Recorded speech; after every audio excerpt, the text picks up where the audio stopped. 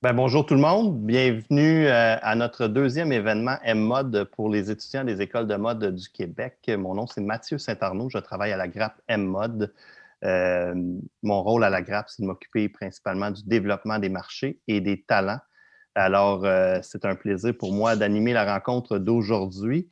Et avant de commencer, je vais vous dire juste un petit mot rapide sur M-Mode. Donc, nous sommes la Grappe métropolitaine de la mode. Vous en avez sûrement entendu déjà parler dans le cadre de vos cours. Je salue par le fait même mes trois collègues à la Grappe, Debbie, Catherine et Jeanne. Je vous invite à nous suivre à la Grappe M-Mode. On a une infolette qu'on produit 2 à 3 fois par mois. Pour vous abonner à notre infolette, vous allez sur le mmod.ca, il y a un petit icône infolette. Vous pouvez nous suivre sur les réseaux sociaux. Instagram, c'est @mmod MTL et on a aussi la campagne MTL Style. Vous pouvez nous suivre au @MTL Style _. Donc, si ce n'est pas déjà fait, je vous invite à suivre la grappe. Je vous présente nos panélistes de ce soir. Donc, Marilyn Barry de la ligne Marigold. Bonjour Marilyn, merci d'être là. Viviane Lachapelle de Lachapelle Atelier. Bonjour Viviane. Et Bonjour. Steve Bérard de Vêtements SP. Merci Steve, merci d'être là. Avant de commencer, vous me permettrez de saluer quelques personnes qui nous permettent d'organiser une fois par session un événement rassembleur pour toutes les écoles de mode du Québec. C'est des gens qui participent de près à nos comités chez M-Mode. Donc, premièrement, je veux saluer les membres de notre comité enseignant. Donc, si jamais il y a des étudiants qui veulent en savoir plus sur M-Mode, voir comment vous pouvez vous impliquer, bien, sachez qu'il y a certains enseignants de vos écoles de mode, enseignants, professeurs chargés de cours, qui peuvent vous mettre en contact avec nous pour différents sujets. Donc, je voudrais remercier la participation à notre comité de Alexis Labouze et Naoufel Rémili pour l'École supérieure de mode, de Stéphanie Caza et José Boutin pour le Collège Marie-Victorin, de Jean-Pascal Simard pour le Collège La Salle et de Hélène Plante et Claudia Guilbeault pour le campus Notre-Dame-de-Foy. Donc, merci beaucoup pour votre implication. Vous permettrez aussi de saluer notre comité étudiant chez M-Mode. Donc, oui, on a un comité étudiant. On a un comité étudiant avec une quinzaine de participants qui provient les quatre écoles de mode que je viens de vous présenter. Donc, le SM, le Collège Marie-Victorin, le Collège La Salle et le campus Notre-Dame-de-Foy. Donc, si jamais vous aimeriez joindre notre comité ou en savoir plus sur notre comité, vous pouvez nous écrire au info@mmod.ca ou encore vous adresser aux enseignants que je vous ai mentionnés un petit peu plus tôt. Enfin, vous me permettrez de saluer des gens avec qui on maintient une étroite collaboration à la Grappe M-Mode. Il s'agit des 4 coordonnateurs ou directeurs d'écoles de mode du Québec. Donc, Hélène Plante au campus Notre-Dame-de-Foy. Bonsoir Hélène, merci d'être avec nous. Marie-Ève Foss à l'École supérieure de mode. Bonsoir Marie-Ève, merci de ton aide. François Bousquet au Collège La Salle. Le Collège La Salle qui est un des membres fondateurs, un membre bâtisseur chez M-Mode. Donc, bonsoir François. Et Marco Roy au Collège Marie-Victorin. Donc, merci Marco de votre aide à tous les 4. Merci à tous les 4 d'être ici présents avec nous. Donc, on passe dès maintenant à l'animation du panel de ce soir. Donc, pour les 30-40 premières minutes, là, je vais introduire quelques questions à nos panélistes. Je vais poser quelques questions à nos panélistes sur le sujet de ce soir, qui est comment tirer son épingle du jeu dans l'industrie de la mode. Par la suite, on va ouvrir la période de questions et si vous nous regardez sur le lien qui est mis à votre disposition par l'UQAM, il y a un petit lien où est-ce que vous pouvez cliquer et envoyer un message. Donc, vous pouvez nous envoyer des messages ou des questions ou des sujets de discussion par ce lien-là. Et nous, on va les recevoir, puis je vais pouvoir les poser à nos invités. Donc, sans plus tarder, je vais commencer peut-être à demander à chacun de nos 3 invités de se présenter, de présenter leur ligne, de présenter leur entreprise, ce qu'ils font aussi à l'intérieur de l'entreprise. Et je vais céder la parole à Marilyn, donc Marilyn Barry de chez Marigold. Puis Marilyn connaît très bien la grappe car elle est membre de notre conseil d'administration. Donc, Marilyn, à toi la parole. Combien de minutes pour la présentation, Mathieu? Écoute, vas-y, t'as le temps. Non, OK. Non, je fais ça quick. Bonjour, je m'appelle Marilyn Barry. Je suis la designer propriétaire de Marigold, qui est une ligne de vêtements pour femmes éco- et socio-responsables. Donc, entièrement fabriqué à Montréal, évidemment. Ça fait depuis 2014 que Marigold existe, mais ça fait 1 an et demi déjà qu'on a ouvert une boutique atelier, pignon sur rue, dans le fond, sur la rue Wellington à Verdun. Et donc, c'est ça. Au début, c'était que de la vente au gros, si on peut dire. Donc, je vendais à plusieurs boutiques. Évidemment, à un moment donné, j'ai eu mon site web très tôt. Puis maintenant, je vends aussi directement aux consommateurs avec ma boutique. Merci beaucoup, Marilyn. C'est une très bonne présentation. Bon. Viviane, est-ce que tu veux nous parler un petit peu de La Chapelle Atelier? Oui, alors bonjour, enchantée. Je m'appelle Viviane Lachapelle. Je suis fondatrice et propriétaire de La Chapelle Atelier. La Chapelle Atelier, c'est une marque de vêtements grande taille faite à Montréal. Qui existe depuis novembre. Le lancement de la première collection était fin novembre 2020, donc l'année dernière. Non, 2019. Donc l'année dernière, on a fêté nos 1 an. C'est une business qui est très, très jeune encore. Nous, on offre nos vêtements principalement en ligne et on a un point de vente pour l'instant chez Station Service. Et on vient tout juste d'ouvrir une boutique dans le Vieux-Longueuil, donc un espace bureau, lounge et boutique où nos colis quittent également. Là, donc, tout notre inventaire est à la même place maintenant. Alors, voilà. Et c'est pas mal tout. Donc, comme Marilyn, là, vous, en plus de faire un peu de vente en gros, vous vous lancez tous les deux, vous variez votre opportunité de développement de marché. Donc, vous faites du direct to consumer, du DTC, du direct au consommateur, en plus de faire de la vente en gros. Oui. Merci beaucoup à Viviane. Merci d'être avec nous ce soir. Plaisir. Steve, je vous présente maintenant Steve Bérard de la compagnie Vêtements SP. Steve est un manufacturier, un des grands manufacturiers qu'on a au Québec. Steve, je te laisse présenter votre entreprise. Oui, merci Mathieu. En fait, moi, ma business est un peu différente de Viviane et Marilyn. On est dans la mode, oui, parce qu'effectivement, on fait de la haute couture pour le sport. Donc, on fait principalement les habits pour les uniformes de sport pour la Ligue nationale de hockey ou les Olympiques avec Nike ou Adidas qu'on a comme grands clients. Puis aussi, on fabrique des uniformes de sport pour tous les jeunes de ce monde qui jouent au hockey. Je dis hockey, on fait aussi du baseball, on fait aussi d'autres sports, mais 90% est le hockey. Donc, on a 250 employés basés à Saint-Hyacinthe et à Granby. Une entreprise qui existe grosso modo depuis 1975, mais qui a évolué à travers le temps, là, qui a grossi. Donc, je suis président et propriétaire. Ça fait 5 ans que je suis dans l'entreprise. Je suis la relève de cette entreprise, en fait. On va en parler un peu plus tard tantôt, là, mais j'étais dans un autre domaine complètement. Donc, je fais mon apparition dans le domaine du textile et de la mode, si on peut dire, de cette façon. Bien, merci beaucoup, Steve. Nous, on est très inclusifs là, dans l'industrie de la mode. Donc, un vêtement, c'est tout ce qui se porte. Ça peut être un uniforme, ça peut être un chapeau, ça peut être un accessoire, ça peut être un produit sportif comme vous faites. Ça peut être même on a des entreprises qui ont déjà, comme tu sais, qui font des vêtements médicaux maintenant. Donc, c'est très varié notre industrie. Donc, merci d'être parmi nous ce soir. Je vais tout de suite me lancer là, dans un sujet pour vous trois, parce que vous savez, le sujet de ce soir, c'est comment tirer son épingle du jeu dans l'industrie de la mode et du vêtement et du textile. Ma première question, puis Viviane, je vais m'adresser à toi parce que je pense que vous avez développé un créneau dans votre entreprise par rapport à ça. Comment bien identifier sa clientèle? Parce qu'on s'entend que le succès vient avec un certain persona de sa clientèle. Comment réussir à bien identifier sa clientèle, son core business, qu'on pourrait dire?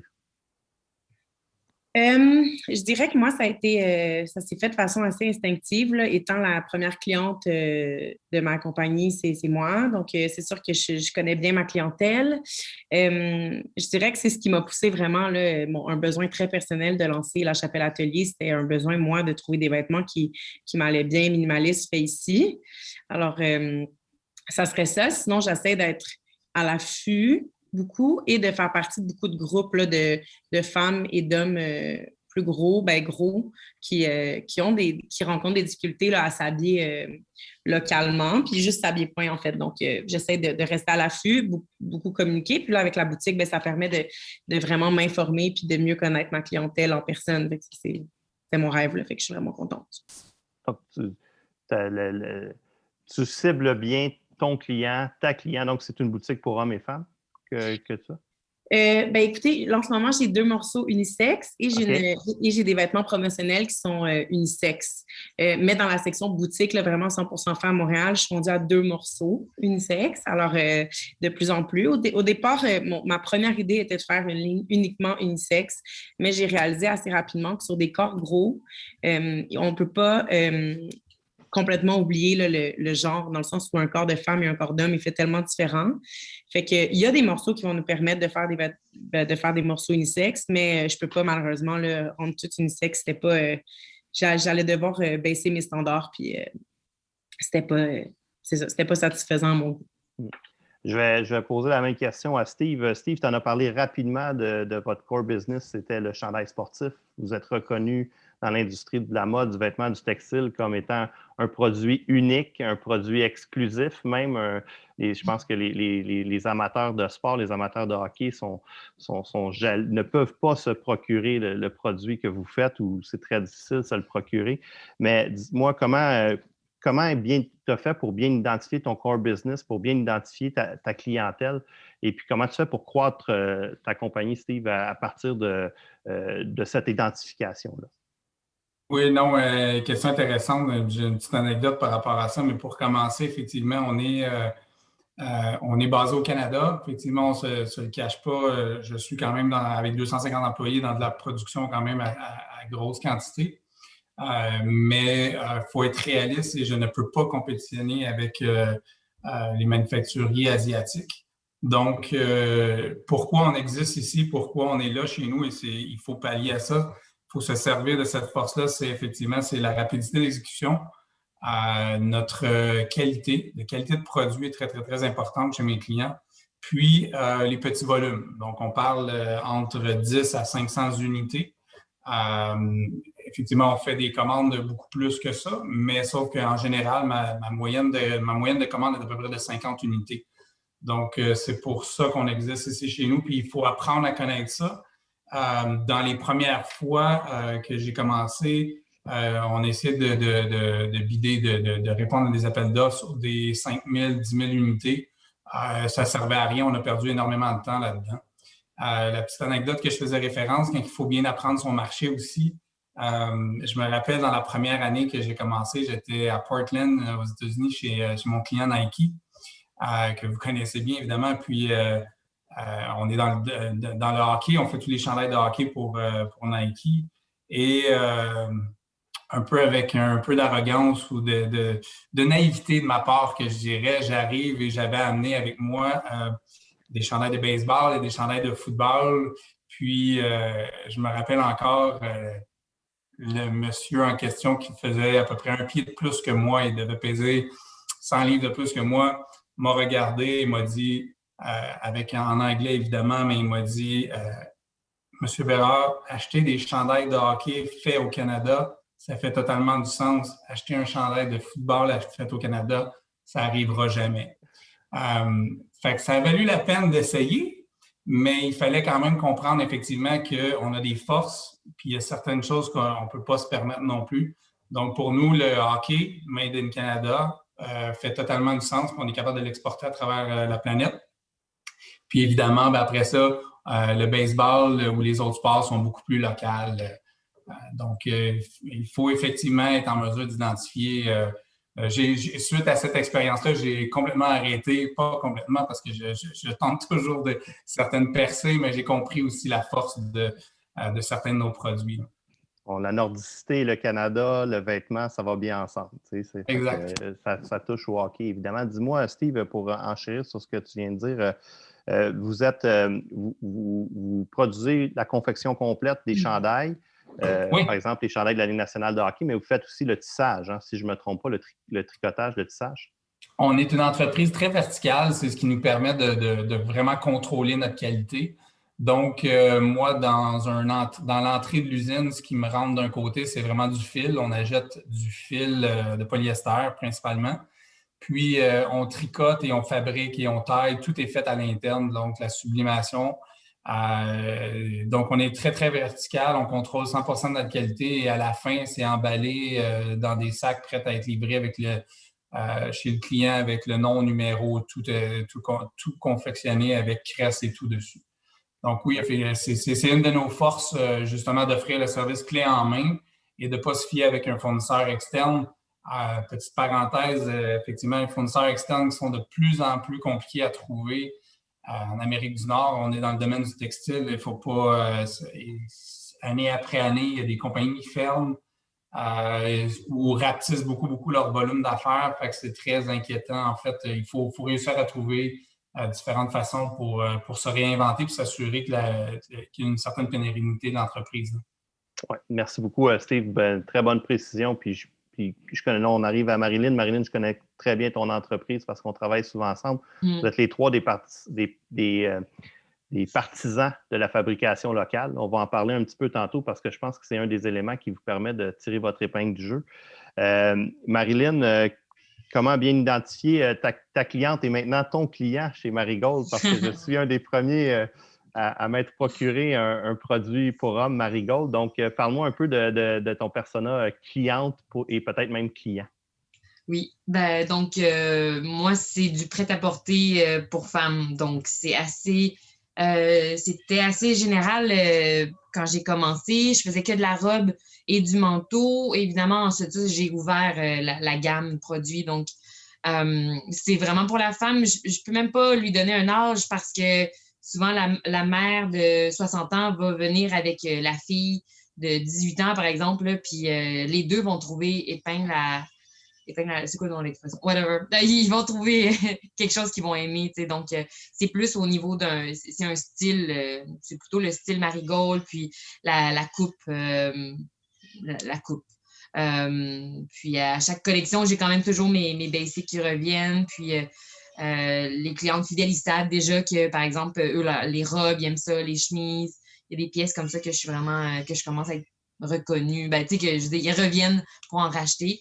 Donc, c'est vraiment pour femmes, c'est ça, en général. Maintenant, je donne plus d'âge. Au début, j'avais un âge, là, 35, 45, mais ça marche pas de même. Tu sais, c'est le style. Donc, puis la coupe. Puis donc, évidemment, là, j'avais fait des t-shirts en bambou pour femmes et là, toutes les chums chialaient, ils étaient jaloux. Donc là, j'ai dit, OK, je vais vous faire votre t-shirt pour homme.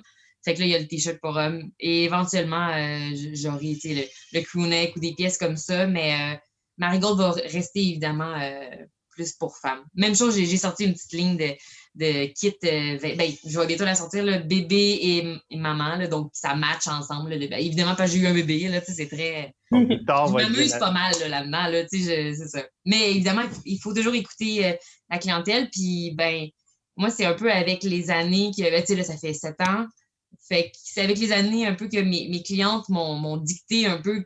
Ils m'ont dit qu'est-ce qu'ils voulaient, puis ils m'ont montré qu'est-ce qu'ils voulaient en achetant. J'ai bien vu qu'est-ce que je vendais plus et qu'est-ce que je vendais moins. Fait qu'à un moment donné, je me fais l'idée, je suis comme, moi, ça me tente de le faire, mais ça ne servira à rien. J'en vendrai pas. Fait que je vends, maintenant, je crée. C'est ça. Le but, c'est de créer pour nos clientes. Fait que clients. Donc, il faut les écouter. Puis, moi, je l'ai appris sur le tas. Comme à force de déconnaître mes clientes. Parce qu'au début, j'étais plus du genre boqué, genre, moi, je veux faire ça, je vais le faire. Mais on se rend compte que c'est pas de même que ça marche. Puis dis-moi, comment ta clientèle a réagi avec l'ouverture de votre boutique atelier? Ah, c'était génial. On a ouvert juste un petit peu avant la pandémie. Puis le quartier où est-ce qu'on a ouvert, je pense que l'emplacement est vraiment important. Puis c'était déjà un quartier très... j'avais fait un test l'année passée, un pop-up de 1 mois. Puis une cliente sur 2 me disait « Oh my God, on vous aime, on vient de vous découvrir ou on vous connaissait déjà, puis s'il vous plaît, venez ici. » Fait que l'année, j'ai ouvert, puis ils sont vraiment... ils sont déjà sur l'achat local et tout dans ce quartier-là, dans cette ville-là qui est Verdun. Donc, c'est vraiment, vraiment, vraiment bien. Je suis vraiment contente. Le prochain sujet que je veux vous lancer, puis Steve, on a déjà une question dans le chat, fait que je vais commencer avec toi. Peut-être nous parler un petit peu de votre chaîne d'approvisionnement, puis pour Viviane et Marilyn, je reviendrai tantôt aussi votre inspiration de tendance, mais Steve, déjà des questions pour toi. Est-ce que tu fais seulement du tricot? Est-ce que tu tisses aussi? Donc, comment se passe la chaîne d'approvisionnement chez Vêtements SP une fois que le fil entre dans une de vos usines, à Granby ou à Saint-Hyacinthe, pour arriver jusqu'au produit fini? Donc, parle-nous un peu de votre chaîne, en tout cas, de la chaîne d'approvisionnement. Je t'écoute. En fait, la chaîne d'approvisionnement ou la chaîne de production? Parce que la chaîne d'approvisionnement, puis après ça, la chaîne de production. Excuse-moi. On travaille avec des fournisseurs principalement nord-américains parce que tous nos produits sont vendus soit au Canada ou aux États-Unis. Donc, j'oublie tout le temps le nouveau terme du NAFTA là, qui est le... CUSMA. Oui, exactement. Donc, effectivement, pour être capable d'exporter facilement aux États-Unis, ça me prend des produits nord-américains. Donc, la plupart de nos fournisseurs, parce qu'il y a certains produits que j'achète en Asie, mais la plupart de mes produits sont faits ici, fabriqués ici, soit au Québec, beaucoup au Montréal, Ontario, sinon aux États-Unis. Puis, un des gros enjeux qu'on a, c'est la teinture. La teinture, à Montréal, on a une grosse compagnie qui a fermé l'année passée. Fait que tous les autres sont débordés, donc les délais de livraison sont rendus vraiment plus longs. Fait qu'il faut regarder différentes options, mais oui, effectivement, tout est pas mal local. Sinon, quand on va s'approvisionner en Asie, c'est effectivement moins cher, mais pour les volumes qu'on a, on n'a pas besoin on essaie de les éviter le plus possible. Sinon, une fois que c'est rentré chez nous, tu as mentionné, effectivement, c'est du tricot qu'on fait à 100%. On ne fait pas de tisser, on n'utilise pas de tisser parce que dans le domaine du sport, il faut que les vêtements soient résistants. Et si on peut regarder, mettons, que ce soit au baseball ou au hockey, mais je vais prendre l'exemple du hockey, mettons que une lame de patin où il s'est accroché sur le bord de la patinoire, puis ça fait une coupure dans le chandail. Si ça serait tissé, dans le fond, le chandail se défrait. En étant tricoté, effectivement, le chandail peut survivre plusieurs games encore et être modé là, facilement sans que le vêtement se défasse. Donc, pour nous, le tricot était le choix non évitable, en fait, pour nous. Ce qui a donné un beau produit qui, depuis plusieurs années. Puis sinon, il y a certains produits, on va de plus en plus dans le recyclé aussi, dans le système d'approvisionnement. On a des beaux produits et j'ai pour espoir que d'ici 2 ans, 100% de nos produits vont être 100% de polyester recyclé. On commence déjà, on va être à peu près à 40% cette année, donc c'est une très, très bonne nouvelle. Là. Ça fait partie de mes valeurs d'entreprise d'essayer parce qu'on va se le dire, le polyester, c'est du plastique, là, fait que c'est littéralement du plastique que je travaille. Donc, en ayant au moins du plastique recyclé, ça vient aider beaucoup. Donc, après ça, tricot, on a une machine pour laver, pour fixer le matériel, une rame de finition qui vient chauffer notre polyester afin de bien fermer toutes les mailles. Puis après ça, taillage, couture, toutes les braids. On a de la broderie pour faire nos crestes. Donc, nom et numéro, tout est zigzagué, tout est produit à l'interne. On a aussi une autre chaîne de production pour tout ce qui est sublimé. Donc, la sublimation sur le polyester qui donne un super beau produit aussi, beaucoup plus léger comme produit. Faut dire que le sport est encore assez traditionnel, mais tranquillement, pas vite, on est rendu à peu près à 60% de traditionnel, 40% de sublimé. Fait que de A à Z, dans le fait, là, tout est fait à l'interne. On a en fait 8 différents départements qu'on gère à l'interne. Puis dans ton souhait d'éco-responsabilité, donc de réutiliser la matière, est-ce que tu parles de la matière de vos déchets à vous que vous produisez chez Vêtements SP, de les réutiliser ou de s'approvisionner en matériel, en fil par exemple, provenant de matières recyclées? Ça, c'est un très bon point parce qu'effectivement, j'essaie d'utiliser toutes les tribunes possibles. Il y a à peu près 8 ans, en fait, si on recule de plus tard que 8 ans, on avait quelqu'un qui rachetait nos retailles de polyester, en fait, nos retailles de matériel en polyester, et c'était réutilisé pour faire du rembourrage ou des choses comme ça. Mais depuis 8 ans, on n'a pas réussi à trouver la cause, on n'a pas réussi à trouver personne, on va jusqu'aux États-Unis et tout.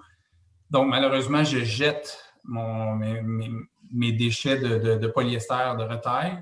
Et ça, je trouve ça très triste parce que c'est du plastique qu'on enfouit. J'ai 2 personnes qui recherchent constamment, qui lancent des pertes constantes avec différents groupes de recherche d'université pour trouver quelque chose à faire avec ça. Jusqu'à maintenant, on n'a pas trouvé encore.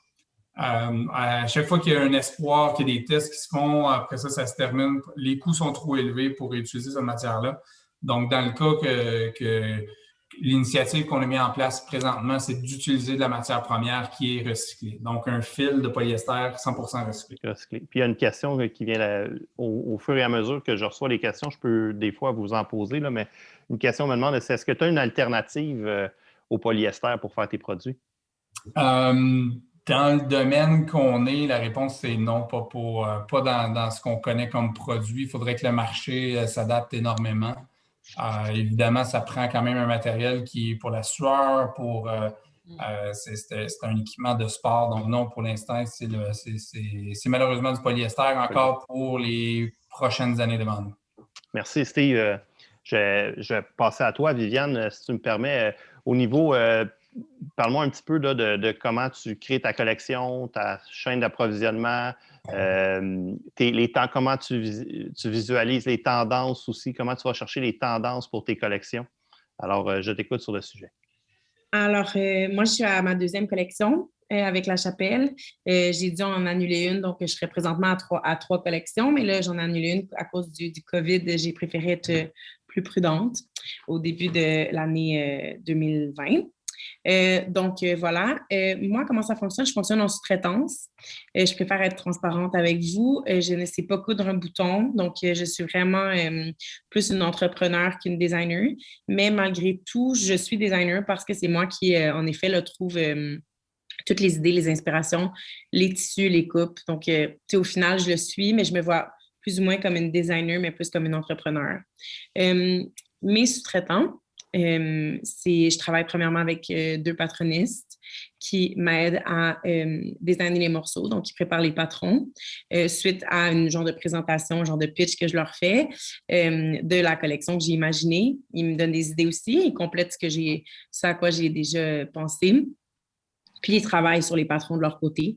Suite à ça, moi, je choisis des tissus que je magasine à une entreprise familiale québécoise. Donc, je choisis les tissus moi-même et donc, c'est moi qui vais les chercher en voiture et j'apporte les tissus à une entreprise de coupe avec les patrons des patronistes et ils coupent ces tissus-là que j'ai fait assembler chez une petite famille qui sont rendus mes amis à Laval, donc sur la Rive-Nord à Montréal. Et voilà, donc on est vraiment dans un plus petit volume ici. J'aime le côté pas familial. Je suis consciente que plus en plus ma business va grossir, car oui, j'ai l'ambition de grossir. Je suis consciente que je vais probablement perdre ce contact-là, mais pour l'instant, c'est vraiment important pour moi de connaître mes fournisseurs. Puis on voit que tu es très impliqué dans ta chaîne de production quand même. Là. Tu déplaces toi-même ta production de place en place. Hein? Oui, physiquement, ben c'est ça, c'est moi qui mets les rouleaux dans le tour, puis c'est moi qui je m'implique vraiment. Ben c'est ça, c'est dans le fond, oui, vraiment. Puis, ouais. Je vais juste te relancer sur quelque chose que tu as dit. Tu as parlé de ta croissance depuis quelques mois maintenant. Tu suis notre programme d'accélération, l'accélérateur en mode croissance chez M-Mode. Marilyn est d'ailleurs une graduée de notre première cohorte de l'accélérateur. Dis-moi un peu comment est-ce qu'un encadrement comme ça te permet de faire grandir ton entreprise? Je vous dirais que, premièrement, ce que je dis toujours, là, juste le fait d'avoir quelqu'un à qui parler, moi, personnellement, ça m'amène beaucoup de confiance. Au niveau de la croissance de la business, je dirais qu'en ce moment, je pense que c'est plus au niveau là, de la confiance, de ma confiance en tant qu'entrepreneur que ça m'aide. Ça me donne des outils, des trucs, ça m'aide à foncer. Puis le fait de pouvoir juste partager puis avoir un miroir sur mes idées, puis mes buts, puis mes défis, ça aide beaucoup. Fait que c'est ça m'aide juste à avancer un peu plus rapidement, là, en fait, en ce moment. Puis c'est un super accompagnateur là, pour moi. Mm-hmm. Dernière question sur ta marque. Où est-ce que tu vas chercher tes inspirations pour les croquis, les images, les collections? Écoutez, je suis allée par feeling jusqu'à présent. J'ai travaillé comme styliste longtemps. J'ai travaillé dans des boutiques. Je suis mon instinct. C'est sur les réseaux sociaux, sur Pinterest, dans des magazines. Je prends des idées tout ensemble. Je fais des mood boards. Je dessine aussi. Je dessine pas très bien, mais c'est plus pour moi. Fait que je dirais que c'est ça. C'est un mix. Puis je me promène dans la rue aussi, pas mal. Je regarde les gens. Puis, c'est ça. Merci, Viviane. Marilyn, c'est à toi. Parle-moi un peu de ta chaîne. On sait que tu es très transparente. Là. Ça fait partie de l'image de ton entreprise, d'être très transparente là, sur ta chaîne d'approvisionnement, ta chaîne de production. Pour bien connaître ton entreprise aussi, je sais que tu en fais de plus en plus, excuse l'expression en anglais, in-house maintenant. Donc, tu veux nous en parler un petit peu? Oui. Moi, je veux juste dire une parenthèse, Viviane, même après 7 ans, c'est encore moi qui amène les rouleaux de tissu. Parce que, tu sais, comme quand on est des designers, c'est comme on a tellement justement de sous-traitants. Moi aussi, je travaille avec plusieurs sous-traitants. Donc, pour passer de un à l'autre, ils sont tous, il y en a beaucoup dans Chabanel, mais là, maintenant, ça s'étend un peu. Fait que c'est soit que j'appelle un messager ou soit c'est moi qui y va, tu sais. Mais moi, maintenant, j'ai un siège de bébé, fait que je peux en mettre moins dans mon auto. Mais avant, là, il y a bien du stock qui rentrait là-dedans. Donc, c'est ça. Oui, tu parlais de transparence, Mathieu. Depuis 3 ans, 2 ans, whatever, je ne sais plus, j'ai maintenant des étiquettes de prix transparents. Donc, vraiment pour parler, parce qu'à chaque client, il faut qu'on explique, par exemple, pourquoi le prix est le prix que c'est. Pour la fabrication locale, on a beau le dire, mais il faut qu'on l'explique. Puis moi, je pense que ça passe par l'éducation. Donc, à chaque client, on se fait un devoir de leur expliquer tout le breakdown, dans le fond, de combien ça coûte. Donc, j'ai vraiment, là, si j'avais une étiquette, je pourrais vous le montrer, mais j'explique le coût de la matière première, le coût des opérations, le coût de la confection, comment j'appelle ça? En tout cas, frais de, whatever, fabrication, blablabla, avec le total, combien ça coûte, puis après ça, qu'est-ce que je paye avec la différence? Et donc, là, avec la différence, il y a les frais fixes comme le loyer, les frais de marketing, les frais de vente, les salaires. Le monde, il pense que tu as payé ça 10$, puis tu le vends 50$, tu te fais 40$, c'est beaucoup. Mais non, parce que j'ai un loyer, j'ai un salaire, on est 3 employés, blablabla. Fait que toute l'explication de ça. Et ensuite, je vais encore plus loin, j'explique qui a fait quoi, parce que c'est 100% fait à Montréal. Mais donc, il y a plusieurs sous-traitants, plusieurs spécialistes. Tu sais, il y a la gradation, c'est Marcel, la coupe. Habituellement, c'est Luigi et Louise. Des fois, c'est quelqu'un d'autre. Puis la confection, j'ai plusieurs sous-traitants qui sont évidemment tous à Montréal ou les environs aussi, le Repentigny. Et donc, j'écris le nom vraiment à la main. Puis après ça, j'écris combien d'exemplaires on a produit de ce vêtement-là. Fait qu'il y a vraiment tout le pedigree du vêtement. Puis je trouve ça essentiel. Puis quand tu tournes l'étiquette, tu vois qu'on donne $1 par vêtement vendu au Book Humanitaire, qui est la fondation avec qui on s'associe. Puis c'est ça. Fait comme ça, le vêtement est vraiment éco-responsable et socio-responsable, dans le sens qu'on essaie de faire notre part. J'aimerais ça aller faire plus de bénévolat, mais j'ai pas le temps. Fait que je me dis, au moins, je fais comme ma petite part avec mes vêtements, là, avec ma collaboration avec la Fondation. On parlait d'approvisionnement tantôt. Nous, dans le fond, c'est ça. Il n'y a pas beaucoup de fabrication de tissus ici au Canada. Je sais que Steve, c'est ça, il disait tricotage, tissé, je pense qu'on oublie ça, ou il y en a peut-être, mais j'en connais pas encore. Là. Donc, moi, habituellement, j'allais à Première Vision. New York, j'ai été une fois à celui de Paris, mais c'est la même affaire, selon moi. Fait que, puis j'ai un agent aussi avec qui je travaille, donc j'essaie de m'approvisionner en Europe le plus possible. Donc, en fait, le plus proche possible de moi, parce que j'essaie d'éliminer des kilométrages de transport. Mais évidemment, j'ai aussi un distributeur avec qui je fais affaire, qui est un distributeur, oui, québécois, mais lui, ça s'approvisionne en Asie. Donc, veut pas, on n'a comme pas le choix des fois d'avoir un peu d'Asie là-dedans, mais j'essaie de l'éliminer le plus possible, juste à cause de la distance, puis aussi le contrôle de la qualité. Quand on reçoit du stock, il faut qu'on fasse nos tests parce que c'est ça. Puis les manufactures avec d'où ils viennent, souvent ils sont certifiés Ecotech, par exemple, ou des trucs comme ça. Donc, j'essaie vraiment de viser du bio. Ils nous disent que c'est bio, là, ou du Ecotech quand ça vient de l'Asie. Puis c'est ça. J'ai une question pour toi qui est dans la messagerie. Je vais la lire parce qu'elle est très bonne puis elle est un peu longue, là, mais Marilyn dit qu'elle ne donne plus d'âge à sa clientèle, mais a-t-elle des personas pour les différentes tranches d'âge ou non? A-t-elle tout de même des profils de clientèle clé? Est-ce qu'elle suit les tendances et la demande de la clientèle ou non? Puis, quelle est la stratégie pour assurer que la clientèle continue à se procurer ces produits? Oui, oui, j'avais 3 personas. Ben, je dis j'avais, je les ai encore, mais on ne travaille pas beaucoup avec eux. Je travaillais avec avec une agence de marketing, puis il m'avait dit OK, on va faire un persona. Je dis oui, mais moi, il n'y en a pas juste un, on en avait 3 finalement. On avait la jeune qui va vraiment acheter mes pièces plus funky, que je sais que j'en produirai pas beaucoup, mais il est faux parce que c'est des pièces un peu plus window piece qu'on appelle, là, des pièces vitrines un peu plus.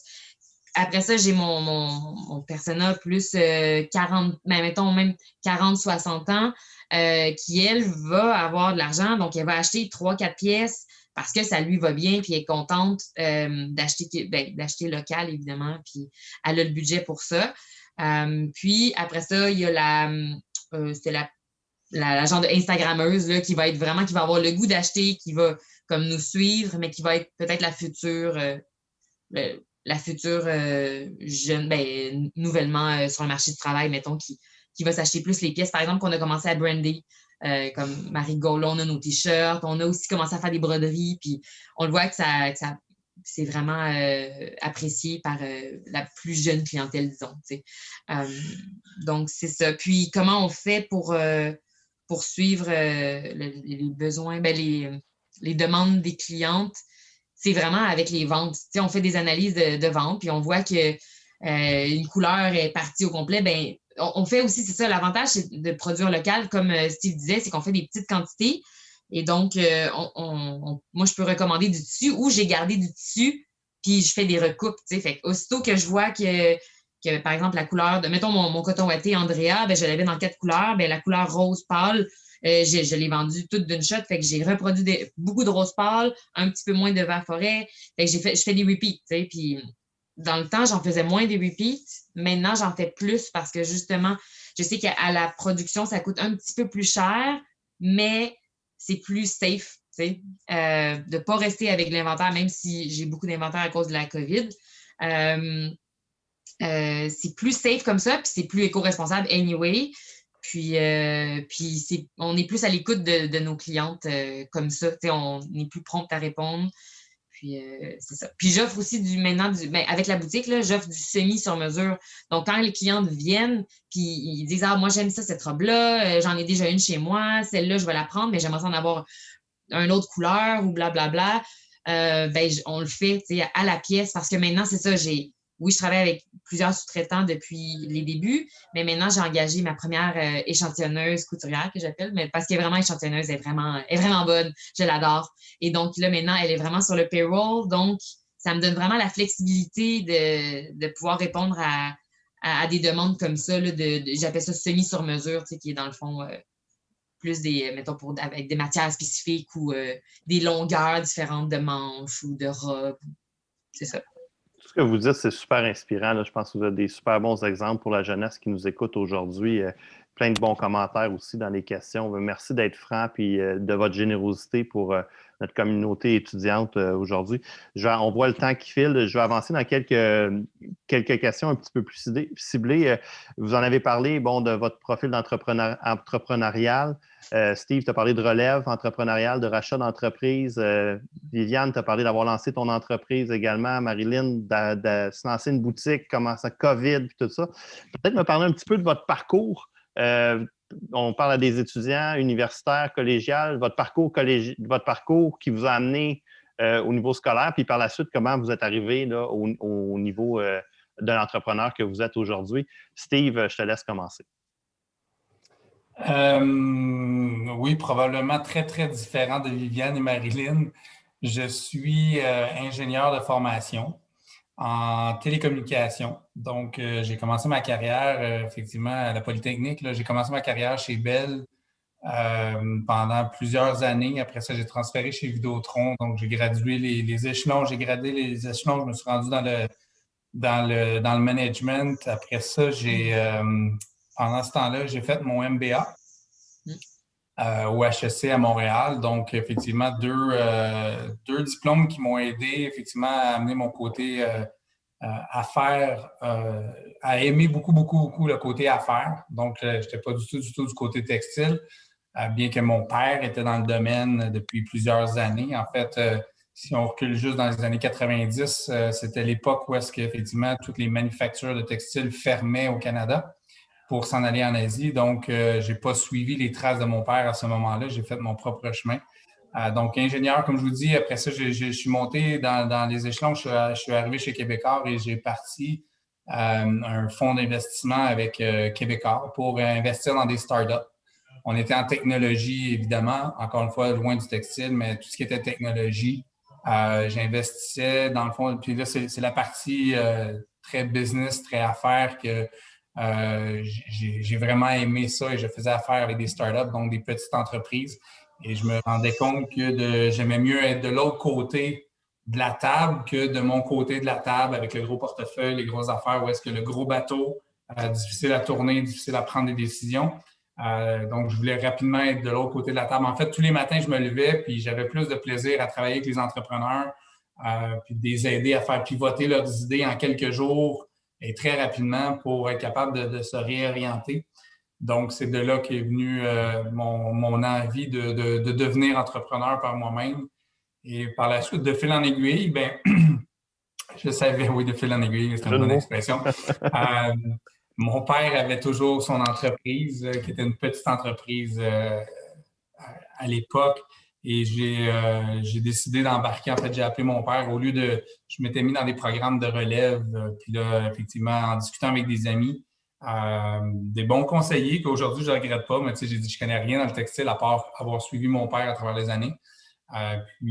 Donc, être entrepreneur, un petit peu comme Viviane l'a mentionné, tu sais, on est plus du côté entrepreneurial que du côté, effectivement, à un moment donné, sur lequel on travaille parce que je suis chanceux d'être bien entouré. Là. Et effectivement, j'ai des experts en textile aussi dans l'entreprise.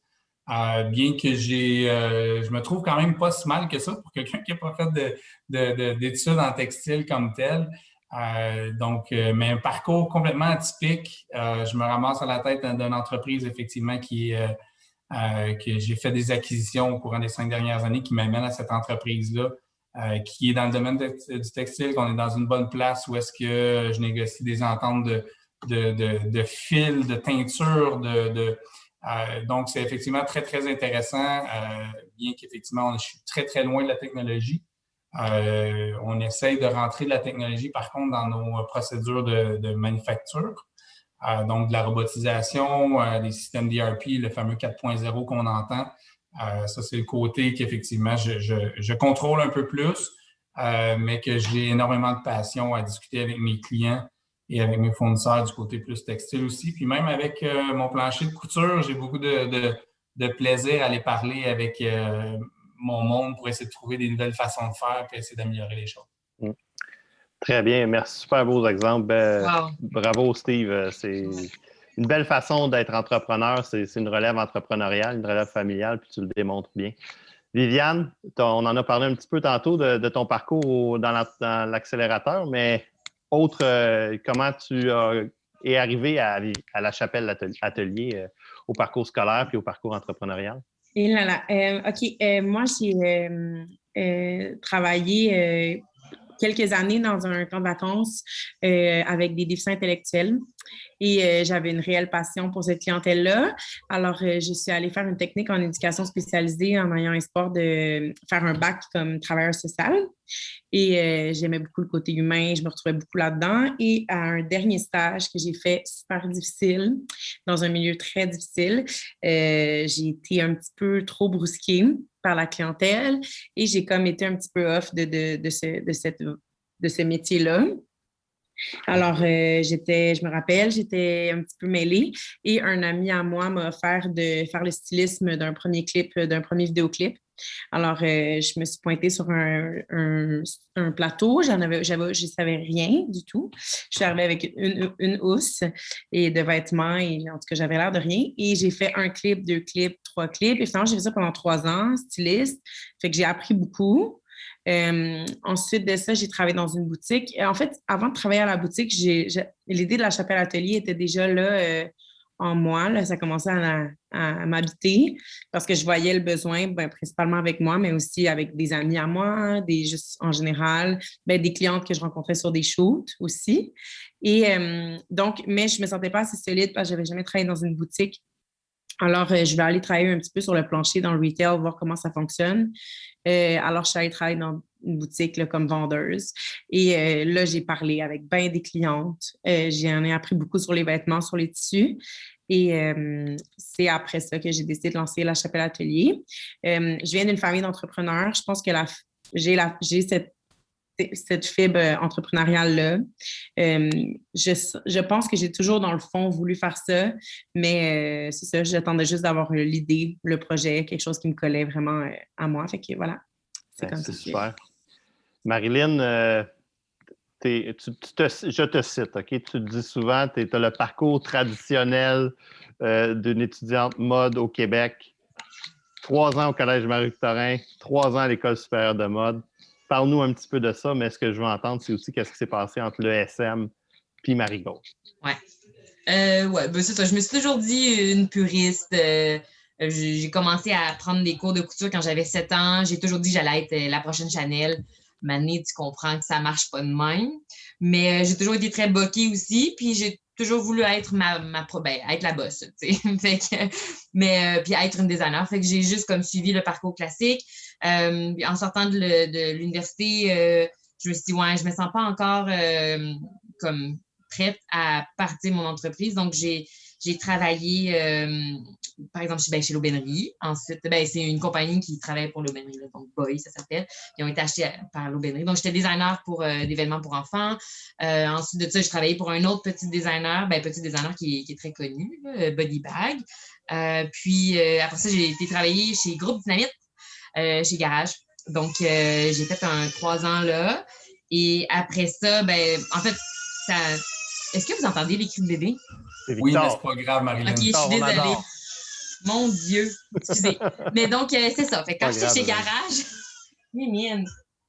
Quand j'étais chez Garage, il y a... Excusez, je suis vraiment déconcentrée. C'est ça mûrait dans ma tête, puis je me disais, je vais partir mon entreprise. Et donc, j'ai parti Marigold après ça. Ça me fend le cœur. Mais donc, c'est ça, fait que j'étais vraiment comme... c'est ça, designer. Fait que moi, en fait, l'entrepreneuriat est venu comme un peu par la suite pour réussir à faire mon projet d'être designer puis de vivre de ma passion. Puis là, en plus, maintenant, tu es une maman. C'est ça. Puis là, tu te rends compte que tu as encore moins de temps quand tu as un chum puis un bébé, parce que quand j'ai parti mon entreprise, j'étais genre, yes, nouvellement célibataire, j'ai rien que ça à faire, puis je vais rien que faire ça. Puis je tripais bien raide, j'habitais dans mon atelier, c'était vraiment hot, c'était vraiment la vie de bohème et je trouvais ça cool. Même année, tu te rends compte qu'il faut structurer le truc. Et donc, j'ai été aussi à l'école des entrepreneurs qui était le SAGE dans le temps. Maintenant, c'est l'école des entrepreneurs. J'ai pris beaucoup de cours, des formations, tu sais, tout ce qui est... il y avait TAG, il y avait plusieurs trucs du CQCD qui est le Conseil du commerce de détail. Au début, dans les premières années, moi, j'étais comme non, moi, je suis une vraie designer, je fais pas de vente, je m'en fous, j'ai une agente. En fait, j'ai une agence de représentation encore aujourd'hui, mais c'est comme non, elle s'occupe de vendre, moi, je suis vraiment une vraie designer. Non, ça marche pas parce que tu rencontres pas la cliente, tu sais. Puis, fait qu'à un moment donné, j'ai commencé à faire des pop-up shops, donc genre les braderies, mais j'ai fait aussi le salon des métiers d'art, puis le One of a Kind. Qu'on s'ennuie de ça depuis la pandémie. Mais ça m'a fait vraiment comme, tu sais, j'étais obligée. J'étais dans mon petit booth, là, dans mon kiosque, puis j'étais comme bonjour. Puis à un moment donné, j'ai eu la piqûre. Puis quand tu rencontres les gens, t'es comme, ouais, finalement, j'en veux plus. Puis moi, je leur pose plein de questions. Là, fait que je suis tout le temps dans la boutique, aussitôt qu'il y a quelqu'un, je suis comme, je jase trop là, avec eux. Mais c'est comme ça vraiment que là, je vois que ça fait une différence. Là, c'est fou. Fait que le côté entrepreneurial est venu après, mais maintenant, là, j'ai la piqûre, puis c'est ça. Je suis comme entre les deux. Puis, dans la préparation qu'on avait pour faire l'entretien d'aujourd'hui, le panel d'aujourd'hui, je vous avais envoyé que j'allais vous poser la question. Qu'est-ce que vous êtes le plus fier et qu'est-ce qui vous empêche de dormir? Quel défi, quel challenge vous empêche de dormir? Marilyn, je vais commencer avec toi parce qu'il y a Victor qui peut t'empêcher de dormir, mais au niveau professionnel, qu'est-ce qui peut t'empêcher de dormir aussi? Et de quoi es-tu le plus fier? OK, oui. L'argent, le fonds de roulement de ce temps-ci, parce que j'ai beaucoup d'inventaire qui restent de les 2 dernières collections que, genre, on n'a pas vraiment vendu. Oui, il y avait le site web, là, mais la boutique, elle a été fermée 4 mois quand même. Fait que c'est quand même considérable. Et ouais, ça, c'est plate, puis ça m'empêche de dormir. Mais bon, ça va, là, on va quand même survivre. Et qu'est-ce que je suis le plus fière? Ben, c'est maintenant d'avoir enfin des employés puis d'avoir une structure d'entreprise. Tu sais, j'ai travaillé avec une consultante dernièrement en ressources humaines, puis là, on a fait un manuel de l'employé avec des politiques, tu sais, des affaires que je suis comme, my God, je viens d'avoir ça, là, ça fait 7 ans. Là. Fait que je suis vraiment fière de bâtir tranquillement pas vite la structure de l'entreprise. Parce qu'on s'entend que quand tu es designer, puis tu te dis, ah, moi, dans la vie, je veux créer des vêtements, tu penses pas nécessairement à ça en premier. Puis de l'avoir appris, bien, sur le tas, mais veux pas, j'ai quand même pris plusieurs cours là, au fil des années. Puis j'ai eu des mentors, puis justement avec la course et tout. Fait que j'ai appris beaucoup, puis ça, ben, je suis fière de ça. Puis j'y ai pris goût, j'adore ça maintenant. Viviane, qu'est-ce que tu es le plus fier et à l'inverse, qu'est-ce qui t'empêche de dormir? Quel challenge t'empêche de dormir? Je dirais qu'est-ce qui me rend le plus fière. J'ai commencé avec ça. Ben là, j'avoue que l'ouverture de ma boutique, c'est quand même un cool step après seulement un an, là. Un petit peu plus qu'un an. Je suis assez fière de ça.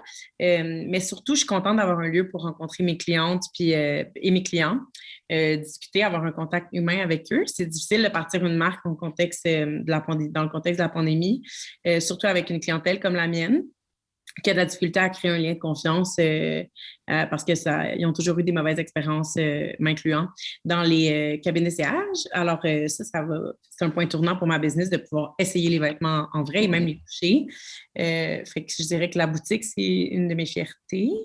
Je dirais, sinon, dans les défis, l'argent, c'est un défi pour moi. La comptabilité, tout ça, c'est vraiment ma lacune.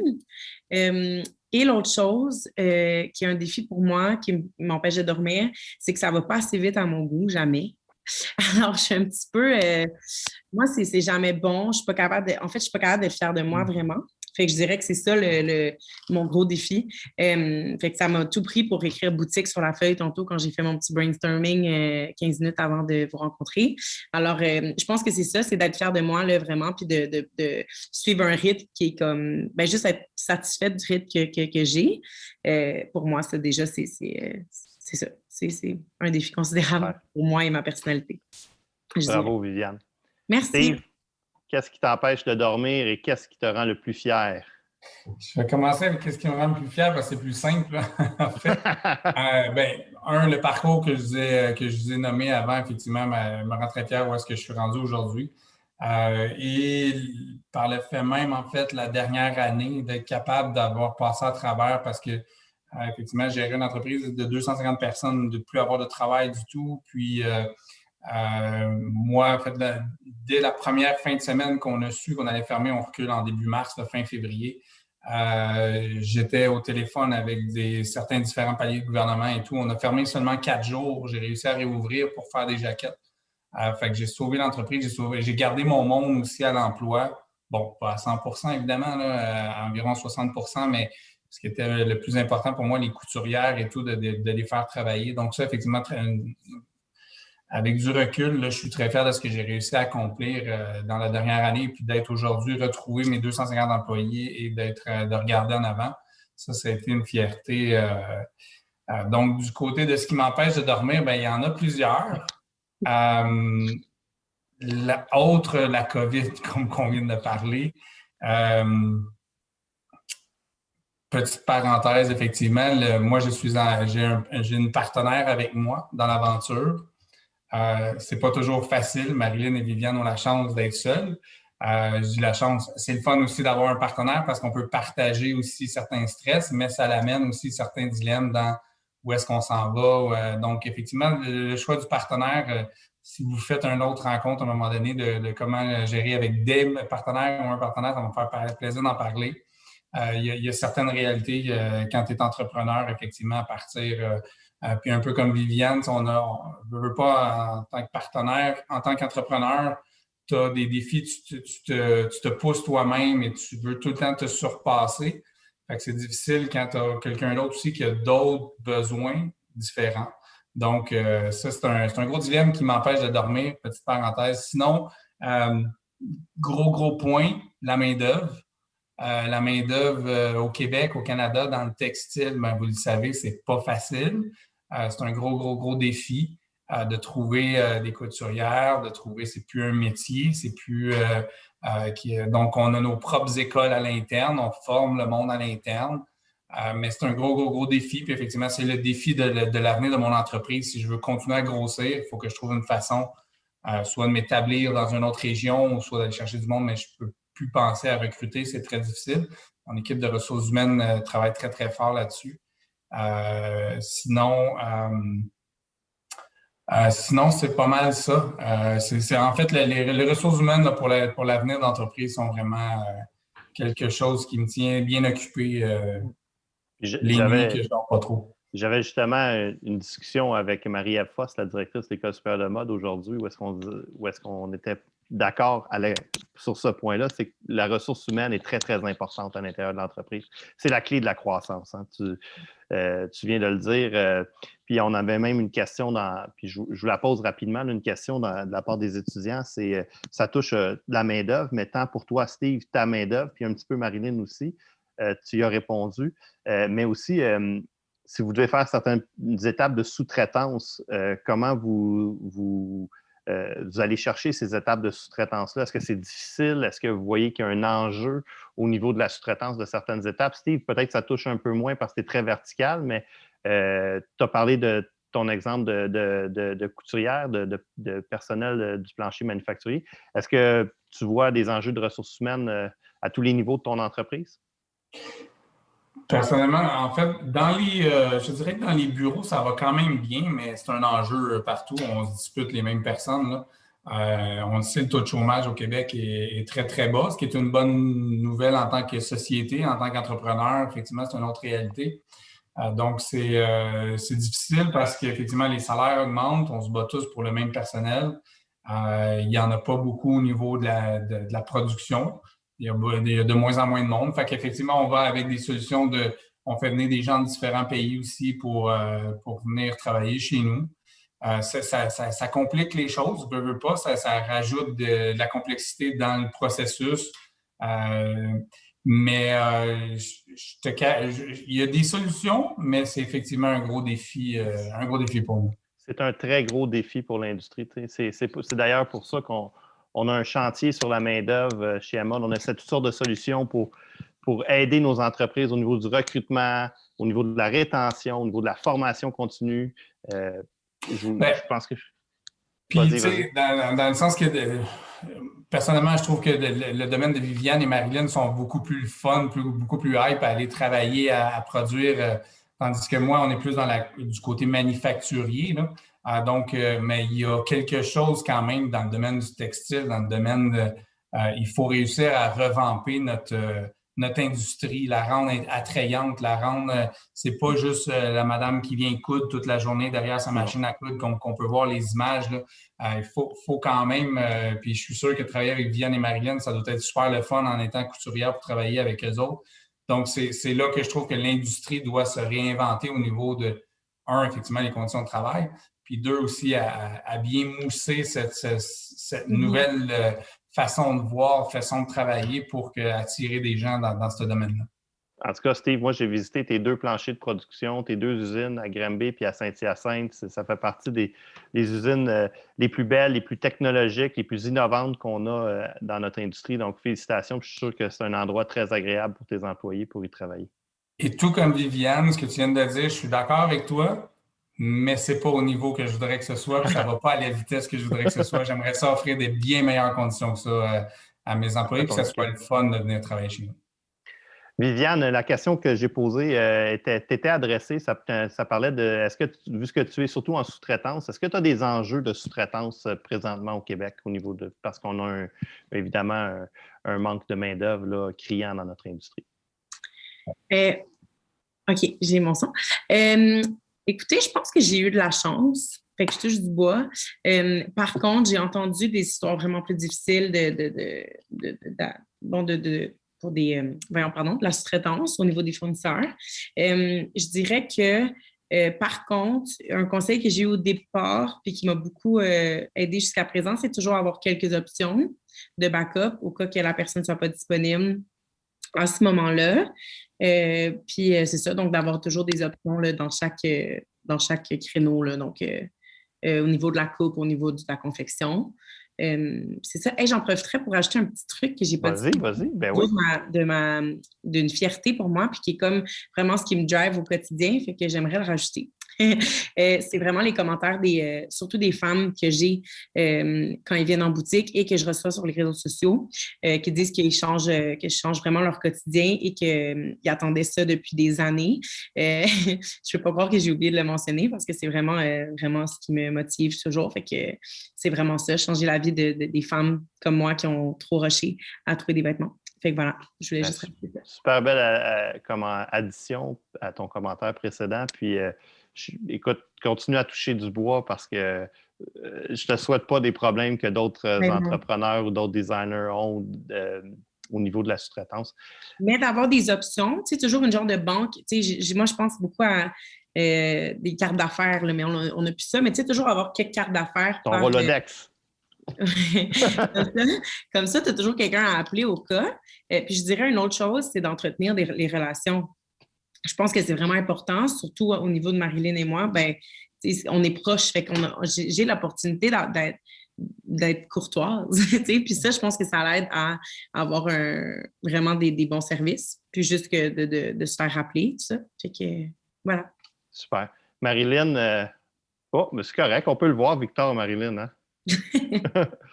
Je vais vous poser une prochaine question d'abord. En fait, c'est ma dernière question. On s'adresse à des étudiants. Demain matin, qu'est-ce que vous recherchez chez un employé, chez nos futurs étudiants? Qu'est-ce que vous voulez voir dans une entrevue? Qu'est-ce que vous voulez voir dans une lettre de présentation, dans un CV? Qu'est-ce qui va attirer votre coup d'œil? Il y a des stagiaires, vous savez, on est en période de stage. C'est difficile pour les stages pendant la période de COVID. Là, on l'a vu chez Emmod, on a fait une communication récemment là-dessus. Peut-être, Viviane, si tu veux commencer, si tu prenais un stagiaire ou si tu embauchais un employé, qu'est-ce que tu regarderais chez cette personne-là? Bien, en fait, je termine cette semaine avec ma première stagiaire à vie qui est venue m'aider avec être en commercialisation de la mode à Marie-Victorin. Ça a été une super expérience. Je suis dans le déni total. Je ne veux pas qu'elle s'en aille. Ce que je recherche, c'est pas nécessairement quelqu'un qui a des super bonnes notes puis qui arrive toujours 15 minutes à l'avance. Puis tout ça. Moi, je veux quelqu'un de passionné, quelqu'un de travaillant, c'est certain, de créatif aussi. Je pense que je trouve ça important d'avoir de l'entre-gens. Puis c'est correct d'être timide, là, ça arrive, puis tout ça. Puis je pense qu'il y a moyen d'être timide, mais d'avoir de l'entre-gens, puis de l'intérêt. J'aime les gens vivants, là, tu sais, c'est ça. Puis voilà, qui apportent du nouveau. Fait que c'est ça. Puis qui n'ont pas peur de se faire dire non aussi. Je trouve que c'est vraiment important de ne pas avoir peur, de foncer. Bon point. Steve, de ton côté, que recherches-tu pour vos embauches chez Vêtements SP? Nous, beaucoup, effectivement, ça va un petit peu dans le même sens que Viviane, là, c'est l'attitude. Comme je mentionnais, nous autres, c'est pas mal tous des métiers qu'il faut former à l'interne. Fait que les connaissances, oui, tant mieux s'ils l'ont. Mais c'est beaucoup l'attitude. On vit dans un monde en ce moment où est-ce que, il faut que ce soit le fun de venir travailler au bureau, il faut que ce soit le fun de venir travailler à l'usine. Donc, ça nous prend des gens, c'est quelque chose que je regarde quand je passe des gens en entrevue. C'est vraiment, ça nous prend des gens qui ont un goût de venir travailler, un goût de s'amuser. Puis, évidemment, je recherche aussi beaucoup du monde autonome. Qu'on peut laisser aller rapidement et qui vont s'accaparer le travail. Donc, c'est vraiment les deux choses que je regarde, là, vraiment l'attitude et l'autonomie d'une personne, à quel point elle est capable de prendre en charge, même si c'est un stage là, que, dans le fond, la personne vient pour apprendre. Même pour apprendre, il ne faut pas s'attendre tout le temps que ce soit ton collègue ou ton patron qui va te dire quoi faire et comment. Au contraire, là, un stage, tu viens puis pose des questions, puis comme fais des recherches, puis amène-moi des idées. c'est vraiment ça que je recherche. Marilyn, tu es en croissance, tu l'as mentionné tantôt, tu as des employés, tu as un guide RH. C'est les étudiants de nos écoles de mode qui t'envoyaient un CV. Qu'est-ce que tu regardes? Qu'est-ce que tu regardes dans les entrevues? Qu'est-ce que tu t'attends dans les entrevues? Premièrement, que la personne soit passionnée, définitivement. Dans le CV, c'est sûr que ça a l'air toujours intéressant quand la personne a une expérience de travail quelconque dans le domaine, genre autant vendeuse que dans une boutique, là, que d'avoir, je sais pas, fait de l'événementiel pendant son secondaire parce qu'elle organisait des défilés ou n'importe quoi comme ça.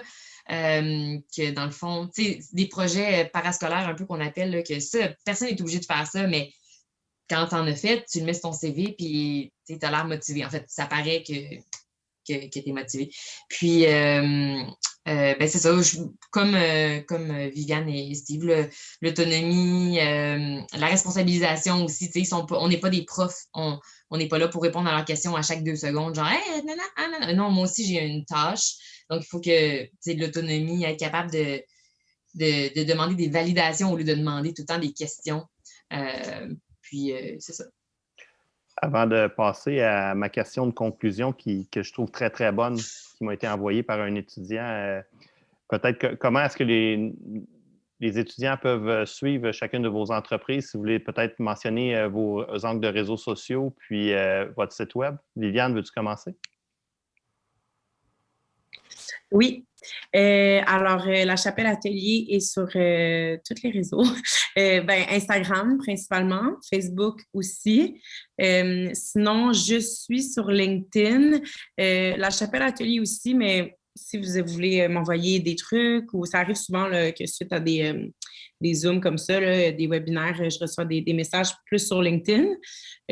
Sinon, c'est tout. Je les ai toutes nommées, mais c'est principalement Instagram, La Chapelle Atelier. C'est un site web transactionnel? Ah oui, le site web, bien sûr. C'est lachapelleatelier.ca.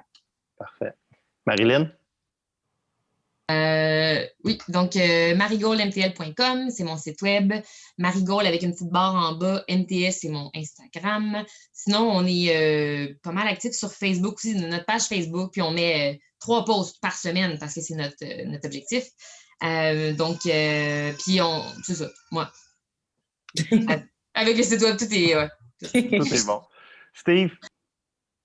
Site web, donc, c'est spapparel.com. C'est en anglais, malheureusement, mais effectivement, c'est spapparel.com. Sinon, on a notre Facebook, on a LinkedIn, on a Instagram, puis l'autre entreprise aussi qui est 3bhockey.com. Si vous voulez aller voir, il y a une vidéo de ce qu'on fait à l'interne sur les chandails de la Ligue nationale là, qui est très bien fait. Merci beaucoup. Ma dernière question pour conclure. Quelles ambitions avez-vous pour le futur pour faire évoluer votre marque? Steve, veux-tu commencer? Nous autres, on est dedans. Là, pour faire évoluer la marque, je suis en train de regarder justement pour partir une nouvelle marque qui va être tout le temps dans le sport événementiel et tout. Là, événementiel, je veux dire, ce qui est même le sport e-games. En français, je ne sais pas c'est quoi, le sport... e-game. Oui, c'est ça, exact. E-game. Fait qu'on est en train de partir une nouvelle marque, un nouveau site web, de la vente en ligne qui va être vraiment beaucoup axé sur facilité parce qu'on est dans le sport, donc c'est des équipes. Donc, on est en train de vraiment pousser cet angle-là en ce moment. C'est évidemment, ça, c'est mon dada, c'est les choses que je connais, j'adore ça, fait qu'on le pousse vraiment beaucoup. Sinon, il y a des acquisitions en vue là, dans les prochaines années qui vont être à l'extérieur du Québec, donc qui vont amener une certaine profondeur à l'entreprise et dans différents marchés. Merci. Viviane, tes ambitions, comment tu penses faire évoluer ta marque dans le futur? Pour La Chapelle Atelier, je dirais qu'en ce moment, là, on travaille sur la collection d'été.